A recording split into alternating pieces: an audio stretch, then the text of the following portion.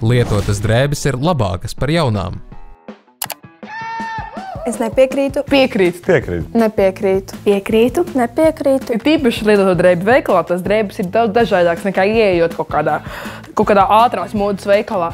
Un tur var atrast īpašas spēles, kas nevienam citam nebūs. Man šobrīd ir lietots džempers mugurā. Es pati iepērkos humpalās bieži, bet ir tā, ka tu bieži aizvien ļoti tā kā jau nolietotas drēbes un ar caurumiem. Tagad pat veikalos var atrast ļoti daudz drēbes, kuras ir dārgas, bet var redzēt diedziņus un ka viņas vienkārši nav labi uztaisītas. Tomēr labākas jaunas, viņas nav sasmērētas, piemēram, iznēsātas.